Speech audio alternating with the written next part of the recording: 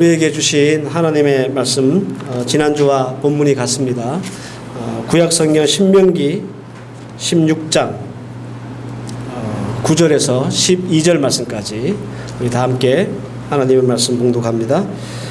7주를 셀지니 곡식의 낫을 대는 첫날부터 7주를 세어 내 하나님 여호와 앞에 77절을 지키되 내 하나님 여호와께서 내게 복을 주신 대로 내 힘을 헤아려 자원하는 예물을 드리고 너와 내 자녀와 노비와 내 송중에 있는 레위인과 및 너희 중에 있는 객과 고아와 과부가 함께 내 하나님 여호와께서 자기의 이름을 두시려고 택하신 곳에서 내 하나님 여호와 앞에서 즐거워할지니라.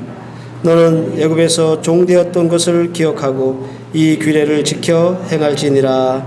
아멘. 맥주 감사절을 즈음해서 2022년 상반기 잘 결산하고 또 정리해보자라고 하는 취지에서 지난주부터 맥주 감사주일에 관련된 절기 설교를 여러분들에게 선포하고 있습니다. 지난 6개월 동안 우리가 서로 다른 형편과 사정으로 살았습니다. 그러나 우리가 이 6개월을 마무리하면서 우리가 내려야 될 결론은 감사다라고 말씀을 드렸죠. 우리는 이렇게 한 해의 절반을 보내면서 또 이 감사의 쉼표를 찍고 또 남은 6개월을 하나님 앞에서 살기 위해서 우리에게는 두 가지가 필요하다라고 말씀을 드렸습니다. 첫째는 하나님이 숨겨두신 감사를 찾아내는 용기가 우리에게 필요하다 말씀을 드렸고요. 그리고 두 번째는 찾아낸 그 감사를 함께 나눌 수 있는 용기도 우리에게 필요하다라고 전해드렸습니다. 그리고 이렇게 감사하는 성도들에게 하나님은 이른 비와 늦은 비에 특별한 은혜를 주신다라고도 말씀을 드렸습니다. 지난주 말씀 여러분들 잘 기억하시면서 오늘 말씀 계속 들으셨으면 좋겠습니다. 오늘은 이게 맥주절에 대한 두 번째 말씀이자 마지막 말씀으로 오늘 말씀의 핵심과 주제는 우리가 감사해야 할 근본적인 근거와 이유가 뭔가에 대한 말씀을 전하려고 합니다. 우리는 왜 감사해야 하는가? 이게 오늘 말씀의 포인트다. 이렇게 생각하시면 될 것 같아요. 오늘 본문 안에서 우리가 감사해야 할 이유, 심지어는 우리가 생각했을 때 아무런 감사의 조건과 이유가 없음에도 불구하고 우리가 그럼에도 불구하고 감사해야 할 이유와 근거는 무엇일까? 두 가지가 나와 있습니다. 그 첫 번째가 뭐냐면 우리가 감사해야 하는 이유 그리고 감사할 수밖에 없는 근거는 하나님은 우리의 감사는 하나님의 약속을 담보하고 있기 때문에 그렇다라는 겁니다. 말이 좀 어려울 수 있는데요. 오늘 읽었던 11절 말씀을 여러분들 다시 보시면 내 하나님 여호와께서 자기의 이름을 두시려고 택하신 곳에서 내 하나님 여호와 앞에 즐거워할지니라 이렇게 말씀합니다. 77절 맥주절하고 같은 이름이죠. 이 규례는 신명기에만 나오는 게 아니에요. 출애굽이나 혹은 민수기에도 나옵니다. 출애굽기 23장 15절 말씀을 보면 맥주철을 지키라 이는 내 수고하여 밭에 뿌린 것을 첫 열매를 거둠이라 이렇게 77절에 대한 맥주절에 대한 규례와 말씀이 나옵니다. 민수기에도 나와요. 28장 26절에 31절까지 나오는데 그중에 26절 말씀을 보면 77절 처음 익은 열매 드리는 날에 너희가 여호와께 새 소재를 드릴 때에도 성회로 모일 것이요 아무 일도 하지 말 것이며 이렇게 77절에 이 절기를 어떻게 지켜야 될지에 대한 절기가 나옵니다.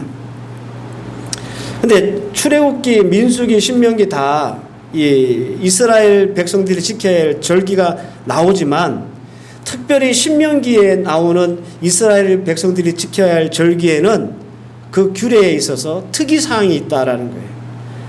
그 특이사항이라는 것이 뭐냐면 이 신명기에서 나오는 모든 절기에는 다 그 절기를 지켜야 할 장소가 나옵니다. 근데 이게 77절에만 이게 해당되는 게 아니었어요. 성경을 찾아보면 신명기에 나오는 6월절이나 혹은 초막절도 그 장소가 명시되어 있습니다. 예를 하나 들어볼까요? 신명기 6장 2절 말씀 보면 이게 6월절에 관한 규례거든요. 그 11절과 똑같은 말씀이 나와요. 여호와께서 그 이름을 두시려고 택하신 곳에서, 신명기 16장 2절에 나오는 말씀이에요.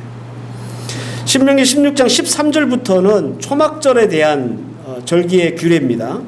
근데 이 초막절 규례에도 똑같은 말씀이 나옵니다.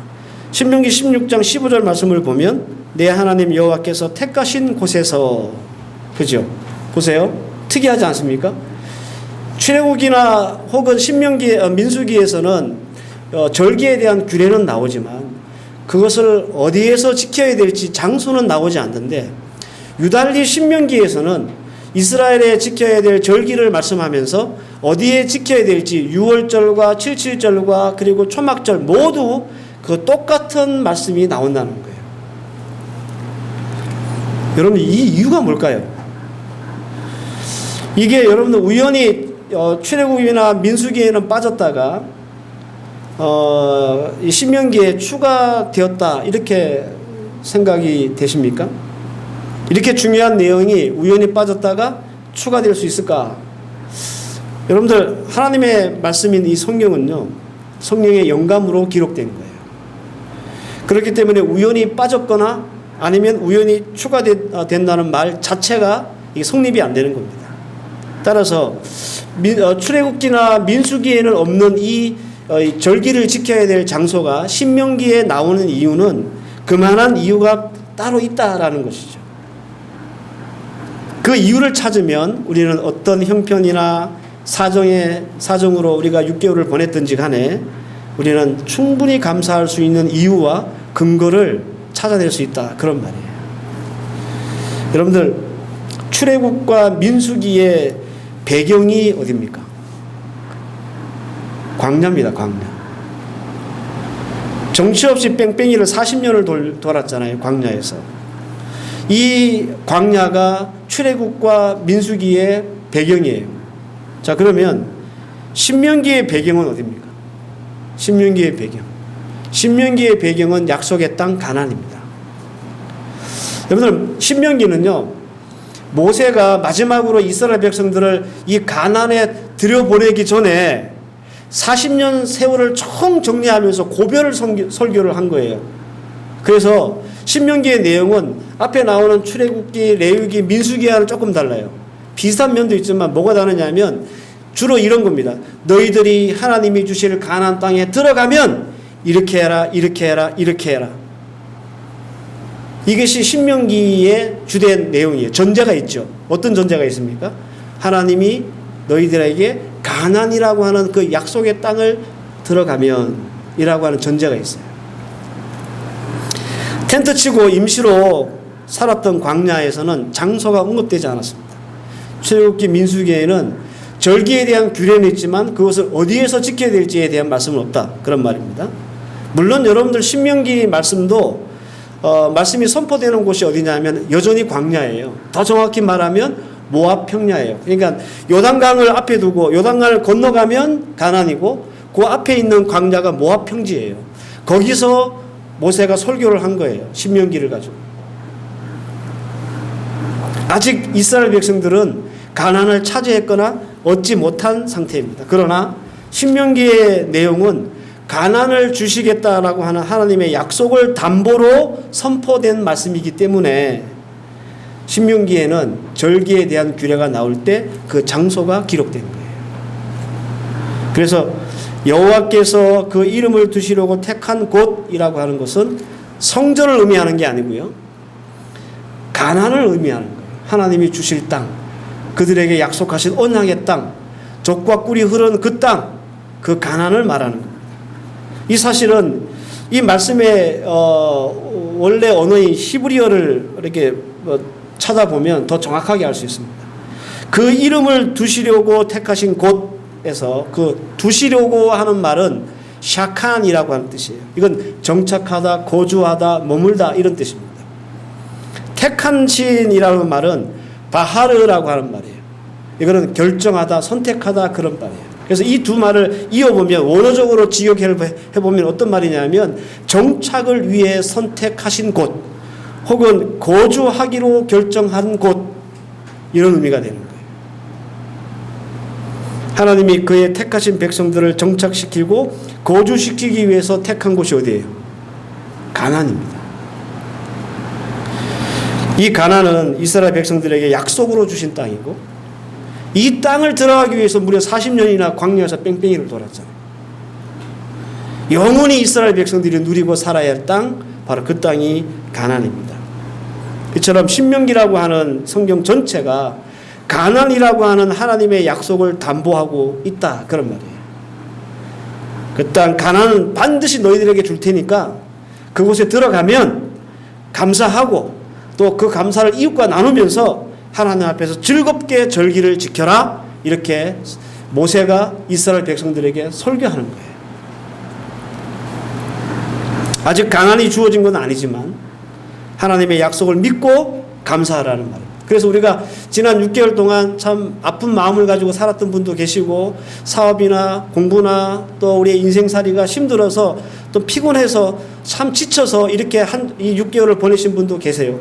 그럼에도 불구하고 우리가 감사를 할 수 있는 이유, 감사를 해야 될 근거가 어디에 있느냐 하면 하나님의 약속에 있다, 그런 말입니다.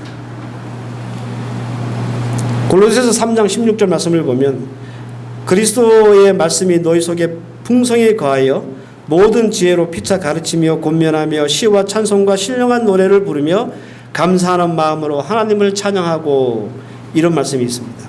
감사한 마음으로 하나님을 찬양하기 위해서 전제되어야 되는 게 있어요. 먼저 갖춰야 될 조건이 있습니다. 그게 뭐냐면 그리스도의 말씀이라고 하는 거예요. 그리스도의 말씀은 곧 약속입니다. 그래서 그 약속에 풍성해지면 우리는 하나님 앞에 감사함으로 찬양할 수 있다, 그런 말씀입니다. 예를 들어서 이런 거예요. 예를 들어서 만약에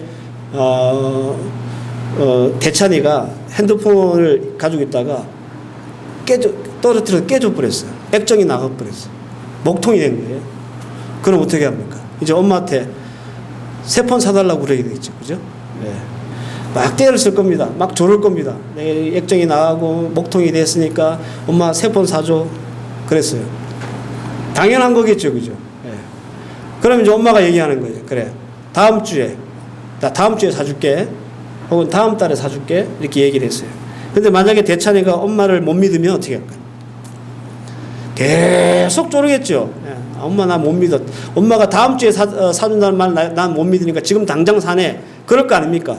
근데 만약에 대찬이가 엄마가 다음 주에 사준다는 말을 확실히 믿는다면, 우리 엄마는 나한테 약속은 반드시 지키는 분이야, 다음 주에 분명히 사줄 거야 라고 하는 믿음, 그 약속에 대한 담보, 그 믿음이 있으면 어떡할까요? 안 쪼르겠죠. 그죠? 왜? 다음 주에 분명히 엄마가 사줄 거니까. 그러면 대찬이는 뭐 할까요? 어떤 폰을 살까? 이제 모델을 고르겠죠. 새로운 폰을 살면 어떤 앱을 깔까 찾겠죠. 기쁜 마음으로, 그죠? 설레는 마음으로. 왜? 엄마가 좋은 폰 사줄 거니까. 여러분, 우리가 감사하고 감사를 나눠야 될 원리와 이유는 아주 비슷합니다. 이것과. 우리가 왜 감사해야 되느냐? 그것은 하나님의 약속을 담보하고 있기 때문이다 라고 하는 말은 금방 제가 드렸던 예와 똑같습니다. 지금 당장 우리 형편이 나아진 게 하나도 없어요. 뭐 좋아진 게 없어요. 그래도 우리가 감사할 수밖에 없는 이유는 하나님의 약속 때문인 거예요. 하나님은 우리에게 약속하셨어요. 하나님을 믿는 모든 자들에게 합력하여 선을 이루시겠다. 하나님의 약속이잖아요. 하나님이 비록 내가 당한 이 어려움들, 이 좋지 않은 일들, 이것을 하나님의 손으로 만드신데 약속하셨잖아요. 그래서 우리는 감사할 수 있는 거예요. 지금은 이 문제와 어려움 때문에 머리도 아프고 스트레스 받고 힘들지만 하나님이 약속하셨기 때문에 내가 감사할 수 있는 거예요. 폰을 사준다는 약속을 받았기 때문에 내가 폰이 비록 깨졌지만 지금 당장 쓸 수 없지만 마음이 기쁘고 즐겁고 설레듯이 하나님의 약속이 분명히 우리에게 주어지고 그것이 담보되었기 때문에 지금 당장 내가 형편이 나아지지 않고 내가 원하는 바대로 우리의 문제가 해결되지 않는다 할지라도 감사할 수 있다라는 겁니다. 이게 우리의 감사의 이유이자 근거입니다. 여러분들 이 말씀 잘 이해하시기 바랍니다. 이해하실 뿐만 아니라 여러분들은 이 하나님이 우리에게 주신 이 약속을 굳게 믿고, 여러분들 지금 난 도저히 생각했을 때 내가 감사할 게 별로 없는데, 나는 지난 6개월 동안 감사할 수 있는 그런 삶을 못 살았는데 싶은 그런 분들도 오늘 이 말씀 깨닫고 이해하셔서, 하나님이 내가 당한 이 어려움을 반드시 선하게 만드실 분이구나 라고 하는 그 약속을 붙잡고 그 약속을 담보 삼아서 감사할 수 있는 여러분들 되시기를 주의 이름으로 축원합니다. 이게 여러분들 우리가 어떤 형편에서든지 감사해야 할 이유이고 근거입니다. 두 번째, 오늘 우리 읽었던 본문 안에서 우리가 왜 감사해야 하고 또 우리 감사해야 할 근거는 뭔가? 이 감사는 하나님의 구원이 있어야 가능하기 때문에 그렇습니다. 오늘 우리가 읽었던 본문의 제일 마지막 절 12절을 보세요. 너는 애굽에서 종되었던 것을 기억하고 이 규례를 행할지니라, 이렇게 말합니다. 6월절 절기 규례에도 비슷한 말씀이 있어요.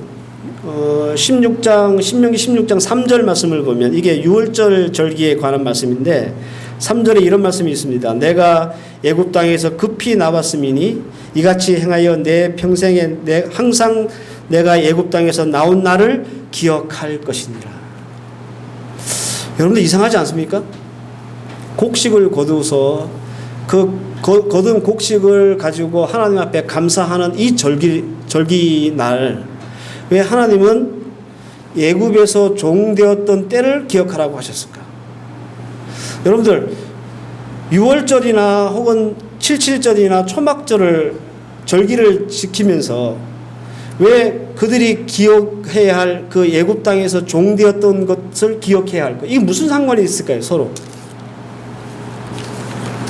가장 중요한 이유는요, 풍성한 수확과 혹은 감사의 절기는 하나님의 구원의 은혜가 없었다면 원천적으로 이것은 불가능하기 때문에 그렇습니다. 네? 좀 쉽게 말씀을 드리면, 노아나 우리 그나가 뭐 세상 살기 어렵다고 투정을 부려싸도 그래도 얘들이 이렇게 존재하는 것은 누구 때문에요? 엄마 아빠가 있기 때문에 가능한 거지. 그죠? 여러분들 이스라엘 백성들은 어떤 사람들이었습니까? 노예였습니다. 자신의 의지나 뜻을 따라서 행동하거나 판단할 수 없는 사람들입니다. 구속되었고 속박되었던 사람들입니다. 당연히 애굽에서는 마음대로 하나님 앞에 예배를 못 드리고 제사도 못 드리고 절기도 못 드렸어요. 그리고 그들이 수확할 수 있는 것들도 없었어요. 수확을 해본들 다 뺏겼어요. 그죠? 예. 출애굽기 8장 28절 말씀에 바로가 이르되 내가 너희를 보내니니 너희가 너희 하나님 여호와께 광야에서 희생을 드릴 것이나 너무 멀리 가지 말라. 그런즉 너희는 나를 위하여 강구하라. 출애굽기 8장 28절 말씀에 의하면 이스라엘 백성들은 바로가 지정해 준 곳에서만 제사를 드릴 수 있었고 그것도 바로가 허락해야 가능했던 거예요. 허락 안 하면 그들은 하나님 앞에 제사도 못 드리는 사람들이었다라는 말입니다. 만약에 이 문제가 해결되지 않았다면 이스라엘 백성들에게 절기라는 것이 존재했을까요? 꿈도 못 꾸는 일이죠. 예를 들어 이런 겁니다. 여러분들 우리가 우리 예수 믿는 주의 성도들이 하나님께서 우리에게 베풀어 주신 건강과 안전, 이거 여러분들 지켜주시지 않았으면 여러분들 돈 벌었겠어요? 여러분들 공부를 잘 해냈겠습니까? 우리는 이 하나님이 우리에게 베풀어 주신 은혜를 늘 간구합니다. 이 은혜가 먼저 있었기 때문에 우리가 사업도 직장도 취업도 혹은 학업도 가능한 거예요. 우리 인생도 가능한 거예요. 만약에 생각을 해보시라고, 만약에 하나님 앞에서 이런 건강이나 안전의 은혜를 우리가 누리지 못했으면 여러분 어떻게 돈벌이를 하고 어떻게 공부를 합니까? 그래서 하나님은 이스라엘 백성들에게 절기의 규례를 주실 때에 감사하고 즐거워하는 건 좋지만 그 전에 먼저 생각해야 될 것이 있다. 니네가 옛날에 어떤 처지였는지 그거 기억하라는 거예요. 누구 때문에, 무엇 때문에 곡식을 수확할 수 있었는지 먼저 기억하라는 거예요. 누구 때문에, 누구의 은혜로 우리가 건강하게 열심히 사업장에서, 직장에서 돈을 벌 수 있었는지 기억하라는 거예요. 누구 때문에, 누가 지켜주셔서 우리 자녀들이 그렇게 공부를 잘하고 학업을 할 수 있는지 기억하라는 거예요, 먼저. 이른 비와 늦은 비에 은혜가 없는데 농사를 어떻게 잘 짓습니까? 불가능한 일이라고 말씀을 드렸습니다. 아무리 농사 기술이 좋고 농사 짓는 짬밥이 많아도 하늘에서 비가 안 오면 완전 아무것도 못하는 거잖아요. 근데 그 은혜를 생각하라는 거죠. 우리가 이렇게 많은 수확을 얻었다고 하나님께 감사한다면 그것은 바로 하나님께서 원천적으로 주신 은혜가 우리에게 있기 때문이다라는 거예요. 애굽에서 종노릇 하던 백성들을 구원해 주셔서 마음 놓고 예배하게 하시고 마음 놓고 농사 짓게 하시고 마음 놓고 감사할 수 있게 한 것. 누구 때문이냐는 거죠. 그래서 절기를 지킬 때마다 그걸 기억하라는 거예요. 우리는 그저 감사하고 즐거워하는 것이 얼마나 많이 벌었나, 얼마나 잘 됐나 이거잖아요. 그런데 하나님은 이 말씀을 통해서 그렇게 많이 벌게 해주시기 위해서 우리에게 은혜 내려주신 분이 누구냐, 그거를 먼저 기억하라 이렇게 말씀하는 거예요. 근데 문제는 우리가 그 은혜에 대한 감사가 없다라는 겁니다. 그래서 하나님이 기록해 둔 거예요. 가나안에 들어가면 너희들이 농사를 짓게 될 것이고 수확을 하게 될 것이다. 그때 하나님이 너희들 농사를 위해서 늦은 비와 이른 비를 아주 적당하게 적당량을 내려줄 거야. 그러면 너희들이 심지도 않은 것들이 막 무성하게 수확하게 될 것이고 너무 좋고 감사한 일이잖아. 그때 그렇게 하나님이 주신 것으로 감사하고 즐거워할 때 또 한 가지 잊지 말아야 될 것은 그런 은혜를 주신 하나님을 절대로 잊어서는 안 된다. 그런 의미에서 하나님이 이 절기 규례를 기록하실 때 내가 옛날에 애굽에서 종되었던 때를 기억하라 라고 기록해 놓으신 거예요.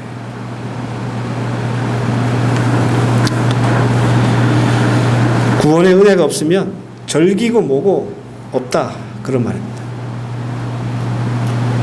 이스라엘 백성들은 지켰던 절기의 기본적인 그 근본은 다 하나님의 그들을 위해서 구원의 은혜를 베풀어 주신 것에서부터 출발합니다.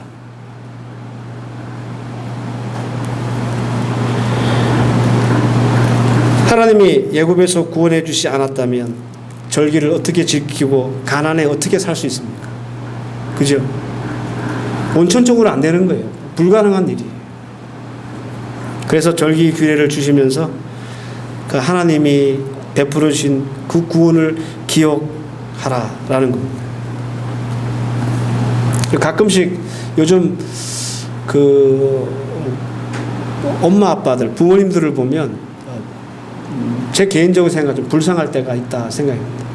자식들을 위해서 가정을 위해서 뭐 우리 아빠들 참 열심히 일하잖아요. 이게 한국에 가보시면 장난 아닙니다. 예.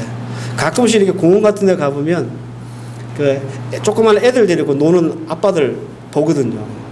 그래서 속에서 약간 짠한 마음이 들어요.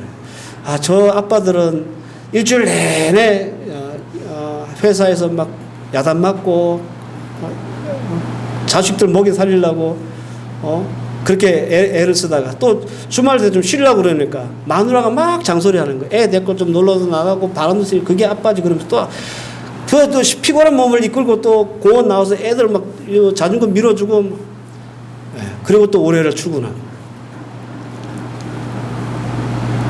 요즘 애들 머리 큰 애들 그런 애들 있죠. 부모님들한테 이렇게 대들잖아요. 엄마 아빠가 해준 게 뭐 있어 막 그러면서. 그죠?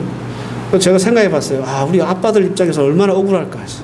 일주일 내내 우리 자녀들 그 핸드폰 하나 사주려고 좋은 거 먹이려고 그렇게 오만 소리 다 들어가면서 일하고 있는데 또 애들은 아빠가 나한테 해준 게 뭐 있어 막 이렇게 따지고 들면 진짜 뚜껑 열리고 막 뒷목 잡히는 일이죠. 그들이 누리고 이 자녀들이 누리고 또 쓰고 있는 모든 것들이 다 누구 때문에 가능한 거예요. 아빠가 그들을 몰래 열심히 일하고 수고했기 때문에 가능한 거잖아요. 바로 이런 거예요. 하나님이 원하시는 거. 이게 바로 이런 원리예요. 우리는 조금 불편하고 조금 모자라고 조금 안 되면 그게 속상해가지고 뭐 감사는 두째지고 막 원망하고 불평하고 막 그래요. 근데 하나님은 입장이 그런 소리를 들으면 서운하신 거지. 왜? 하나님께서 그들이 일할 수 있도록, 살아날 수 있도록 건강도 주시고 환경도 주시고 안전하게 지켜주시고, 이 모든 하나님의 은혜를 베풀어 주셨고 모든 환경을 만들어 주셨는데 조금 불편하고 모자라는 것 때문에 막 하나님 원망하고 불평하면 하나님이 얼마나 속상하시겠어요.